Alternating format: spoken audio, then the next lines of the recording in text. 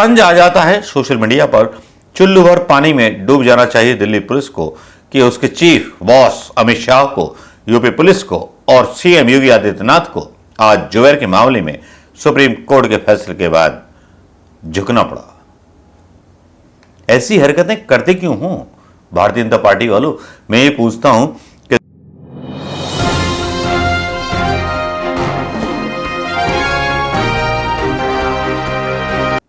दोस्तों नमस्कार, मैं अनुष्का शर्मा आजाद हिंद आवाज न्यूज के लिए आपके बीच में एक बार फिर जुबैर की आजादी को लेकर के आज जहां चर्चा है पूरे सोशल मीडिया पर, ट्विटर पर तो मतलब छाए हुए हैं। जुबैर भाई सच का खुलासा इस तरह ना किया करो कि लोगों को आपको कस्टडी में रखना पड़े। जी हां जुबैर भाई, अब सुप्रीम कोर्ट का ऑर्डर आ गया, सब कुछ आ गया।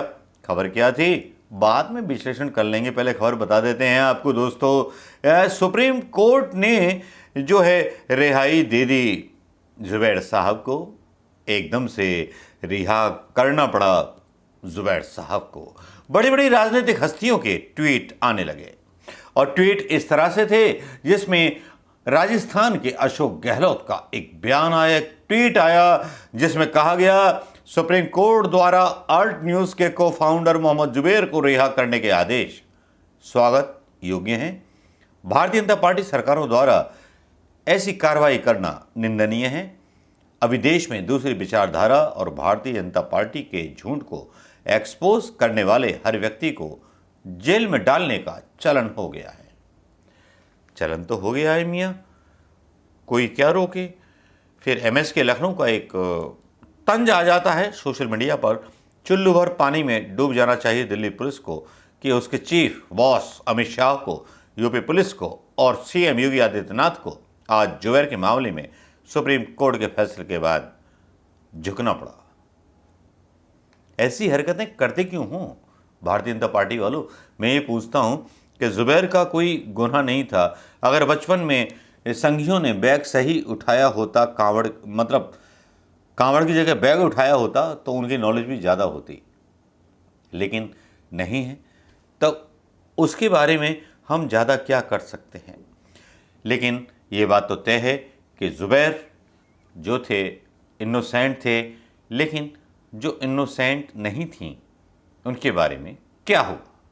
जो इनोसेंट नहीं थीं नूपुर शर्मा, उनको गिरफ्तार नहीं किया गया। उस नूपुर शर्मा को जिसने इस देश को उस आग पर खड़ा कर दिया, जो आग इस देश में आज लग चुकी है, जो आग लुल्लू माल में पहुंचे हुए एक महात्मा को, कल महात्मा को पहुंचे हुए पुलिस उसको गायब करती है। योगी आदित्यनाथ को साफ साफ अपना भविष्य दिख रहा था, क्योंकि जुबैर बनाम जो कहानी बनाई गई वो कहानी एकदम नकली थी। लगता है पूरी दिल्ली की सरकार जुबैर के सच से डर गई।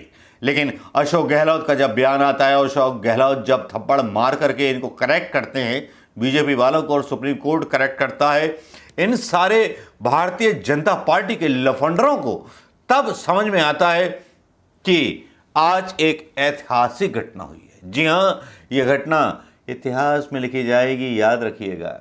इसका जिक्र इतिहास में होगा। कोई ऐसा तानाशाह था जो सच बोलने वाले खबर नसीबों को सीखचों के पीछे डाल दिया करता था अपने गुनाह छुपाने के लिए। गुनाह नूपुर शर्मा का, जिसके बारे में भी फैसला आ जाता है, वेट लगाई जाती है, रोक लगाई जाती है, वही जज जो है अलग फैसला सुना देते हैं। यही तो हिंदुस्तान के उन चोर लोगों की असलियत है जो बता देते हैं, नूपुर शर्मा को बड़ी राहत दे देते हैं। लेकिन जुबैर तो जुबैर थे। जुबैर का चर्चा खासो आम हो गया। जुबैर का चर्चा अंतर्राष्ट्रीय मीडिया की सुर्खियों में पहुंच गया।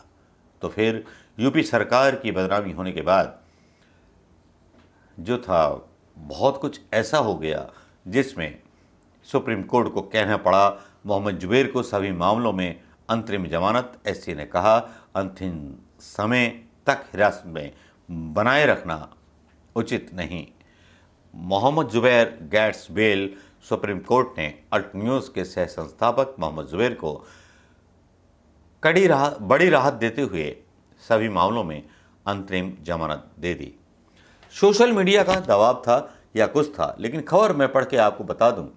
ये खबर पूरी क्या है, सुप्रीम कोर्ट का जो था जस्टिस क्या था, जुबैर को बड़ी राहत दी है। शीर्ष अदालत में मोहम्मद जुबैर को बुधवार को सभी मामलों में अंतरिम जमानत दे दी गई।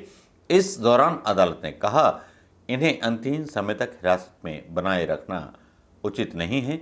अदालत के साथ ही यूपी में दर्ज सभी एफआईआर को दिल्ली पुलिस की स्पेशल सेल में ट्रांसफर करने के आदेश दे दिए गए। साथ ही यूपी सरकार की तरफ से बनाई गई एसआईटी को भी भंग कर दिया गया। सुप्रीम कोर्ट के आदेश के बाद आज शाम 6 बजे मोहम्मद जुबैर की रिहाई हो जाएगी।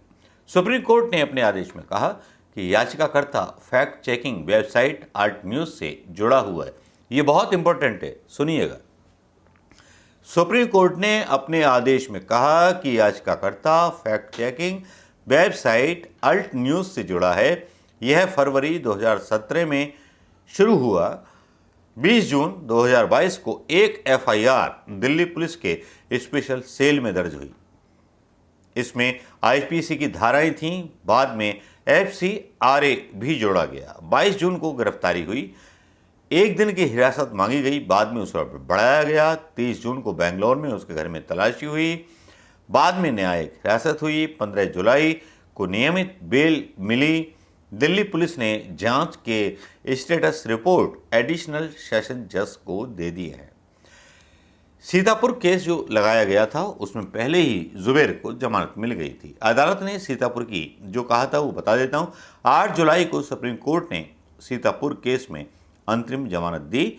12 जुलाई को हमने उससे और आगे बढ़ाया। हमारे सामने अब जो याचिका हैं उसमें यूपी के 6 एफआईआर रद्द करने की मांग की गई है। ये भी कहा गया है कि अगर उन्हें रद्द न करना हो दिल्ली पुलिस की स्पेशल सेल में दर्ज एफआईआर के साथ जोड़ दिया जाए। वृंदा ग्रोवर और यूपी के वकील गरिमा प्रसाद की ये सारी दलीलें थी, लेकिन यहाँ उल्टा हो गया। मोदी सरकार पर और अमित शाह पर तमाचा पड़ गया। सुप्रीम कोर्ट ने एक ऐसा भयंकर तमाचा मारा है जुबैर के मामले में। जुबैर तो मुसलमान है ना, कहीं से भी उठा लोगे उसे। नामर्द गृह मंत्री नूपुर शर्मा के बारे में क्यों कार्रवाई नहीं करता? अमित शाह क्यों कार्रवाई नहीं करते नूपुर शर्मा के बारे में, जिनको फ्रिंज एलिमेंट कह के सऊदिया देशों के सामने अपनी सफाई देनी पड़ती है भारतीय जनता पार्टी को? तो ये फ्रिंज एलिमेंट अभी तक आजाद घूम रहे हैं और अभी तक उन लोगों को गिरफ्तार किया जा रहा है जो लोग तुम्हारे चेहरे से नकाब उतारते हैं। तो यार तुम